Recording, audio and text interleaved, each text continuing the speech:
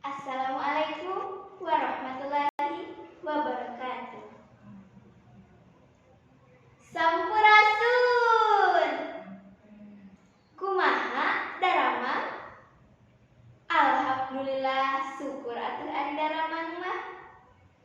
Girang pangajen sareng para patandang anu kusim kuring dipikah hormat.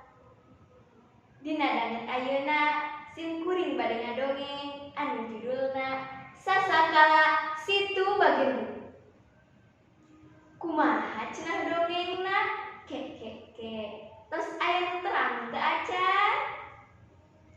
Hayu urang dangukeun.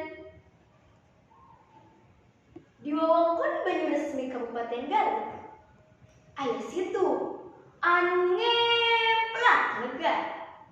Ngaranna Situ Bagendit. Pemandangan di Situ Bagendit ohara endah.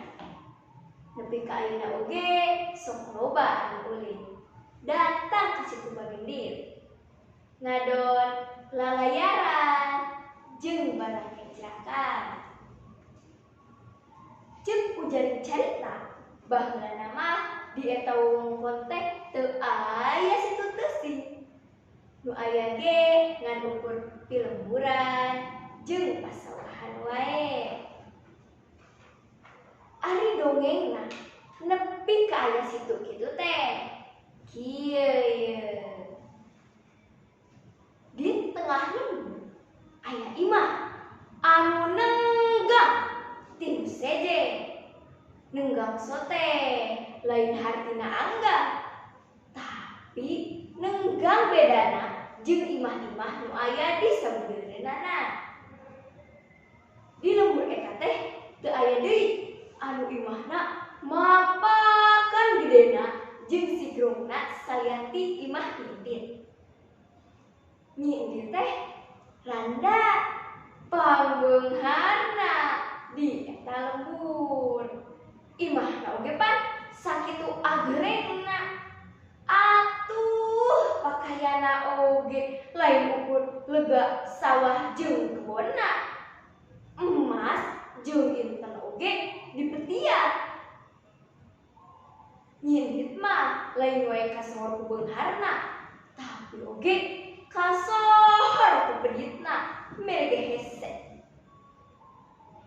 Sakitu aja kaya ngaleuya asup kana paribasa, bro di juru, bro di pantok, ngalayah di tengah imah, tapi taradaeng barang bere atau tutulung kana butuh.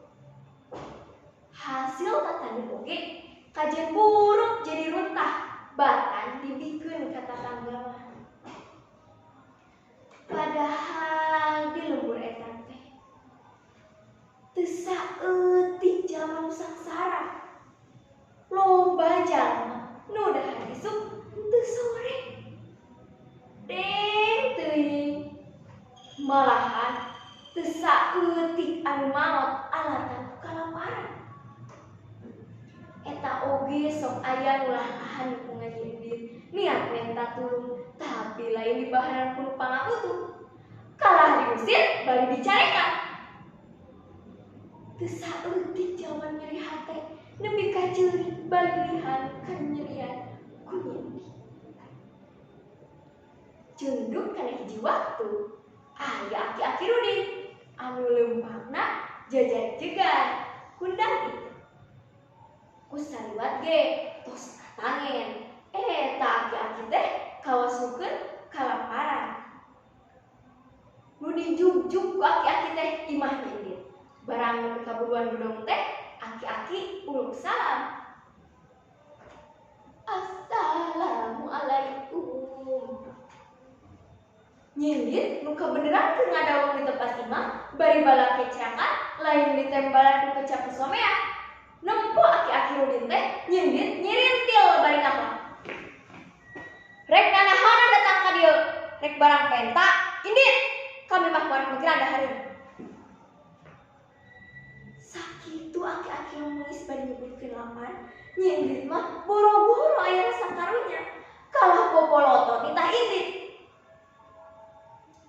memeh maleos. Eta aki-aki teh nyarita keneh anjeun. Mangka ade anjeun poho, harta banda ngan saukur ti hapean. Dunia barana ngan saukur titipan. Nuku anjeun nepi ka boga iwal ti amal hade jeung kanyaang kasasama. Lamun anjeun nyaah teuing kana dunya, urang bakal cilaka. Aki-aki ngaleos kitu. Tapi samemehna nancepkeun heula ikeutna di tengah pakarangan imah Nyindit. Nempo ikeut nancep ku Nyindit gancang cabut bari palangkeun. Begitu aneh. Tina ikeut nancep kaluar cai. Cai teh mimitina mah nganu ngaburiang. Lila-lila. Loh, mancan tarik pisan. Cai beuki ngagolidag. Nyindit gombal. Nempel lamun nakakeun cai teh, Nyindit mah lain nyingkah cara batu. Kalah hukuman peti anu isina emas jeung intan. Teu kungsi deunang ti harita, lembur saling rupa jadi situ. Lembur jeung harta Nyindit kakeum di asa situ. Cenah mah ceuk nyaho Nyindit teh jadi lentah anu gede nurun jeung ku emas jeung intan. Palingan ceuk aki-aki teh dunia jeung harta banda mah ngan saukur titipan. Geuning Nyindit ge kalah cilaka anu loba harta bari jeung teu daek amal hade. Mung sakitu dongeng si Tuba Gendit anu kapitatur. Billahi taufiq wal hidayah. Wassalamualaikum warahmatullahi wabarakatuh.